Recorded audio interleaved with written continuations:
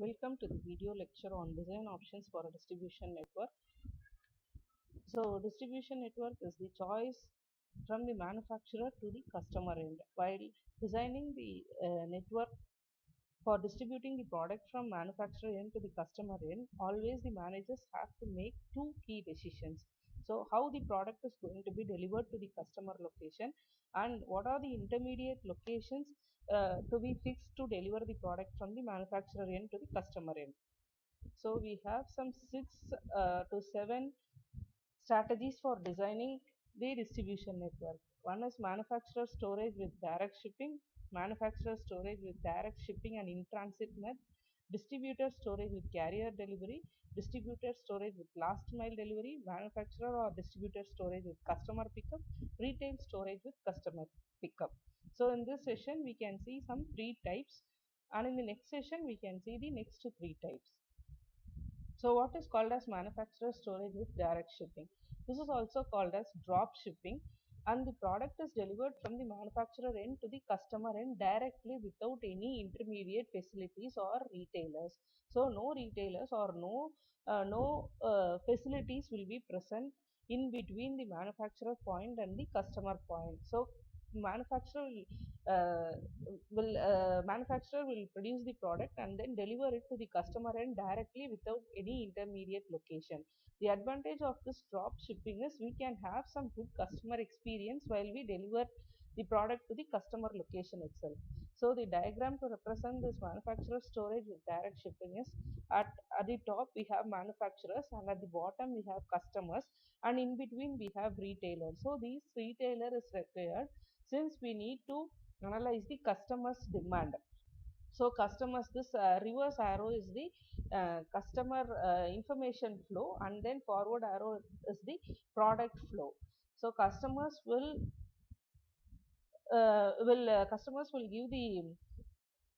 give their needs to the retailers, will say their needs to the demands to the retailers, and then retailers will represent it to the manufacturers.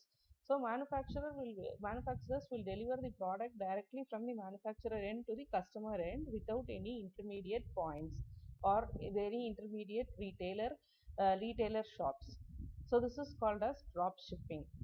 And we also need to see the performance characteristics of manufacturer storage with direct shipping.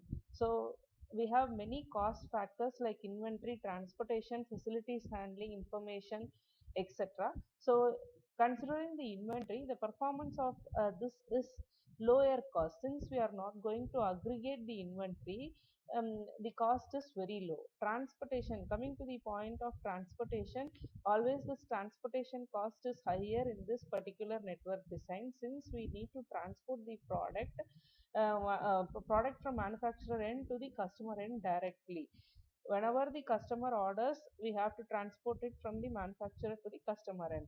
So transportation is higher, and facility handling cost is lower, since there is no intermediate locations or intermediate facilities present in between the manufacturing point and the customer location. So the cost of facility building is very low. And always for all the types we have to have some significant investment in information sharing, since information is very important criteria.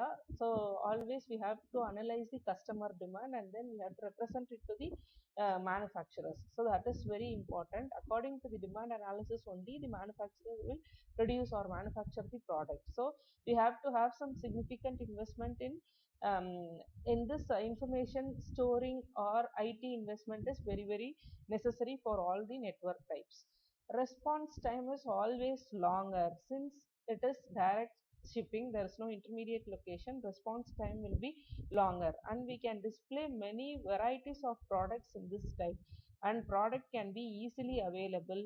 Customer experience is always very good, since the manufacturer itself is directly delivering the product to the customer's hand. They can get the feedback from the customer itself, since they are delivering the product to the customers. And time to market is also fast. Order visibility is somewhat more difficult, and then returnability is also expensive and difficult to implement. Coming on to the second type, manufacturer storage with direct shipping and in-transit merge. This is like the previous type only, but there is only a small change called in-transit merge. For example, I need one laptop. So I can buy customer orders for a laptop. What I'm going to do is I'm not going to deliver the laptop completely from the manufacturer point to the customer point. I'm going to manufacture PC from Dell and then monitor from Sony company, and then I am going to assemble it in one place, that is called as in transit merge. After that I am going to deliver it to the customer's hand. So this is called as in transit merge.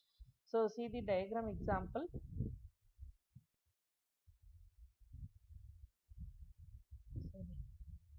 So factories are available at the top, and we have retailers, and then we also have in transit merge. So in this particular facility, what we are going to do, we are going to buy some product from Sony company and some product from HP company, and then we are going to assemble both these things in the in transit merge, and then we are going to deliver it to the customer's hand. So this is called as in transit merge, drop shipping with in transit merge. And also the reverse arrow depicts the information flow, and forward arrow depicts the product flow. That's all. So coming on to the performance characteristics of in transit merge, inventory is similar to, many things are similar to drop shipping. Transportation is somewhat lower, since we have one particular facility, one particular intermediate location, and then facility cost is also somewhat higher, since we have one facility in between the manufacturing point and the customer end. Always we have to have some investment in the IT. So all other things are similar to the drop shipping. Third type is distributor storage with carrier delivery. So distributor storage with carrier delivery, in the sense the product is not going to be delivered directly from the manufacturer end to the customer end. Instead of that, we are going to have some intermediate location in between this manufacturing point and the customer point. So from the, see the diagram, from the factory we have distributor storage, and then we have customers. So the product are manufactured in the factory and then brought to the distributor storage. So bringing the product from the manufacturing point to distributor storage is the work of factory. After that, from the distributor storage, we will use some package carriers to transport the product from distributor storage location to the customer area. So we have one intermediate location called distributor storage, that is called as distributor storage with carrier delivery. So package carriers are used to transport from the intermediate location to the final customers.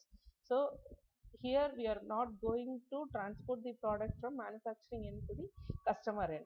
We are going to transport the product from the manufacturing point to the distributor storage, and then package carriers are used to transport the product from distributor storage to final customer end.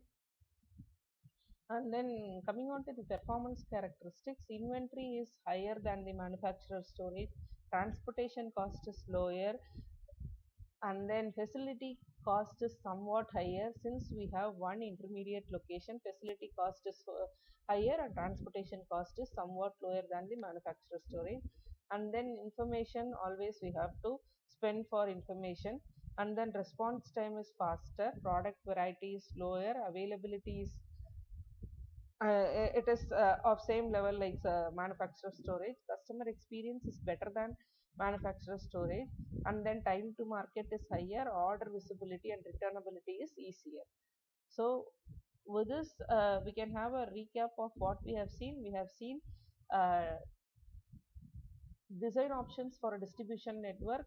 So we have some 6 types in design option. First type is manufacturer storage with direct shipping. So here we are going to transport the product from manufacturing point to the customer point. Manufacturer itself is going to deliver the product directly without any intermediate location.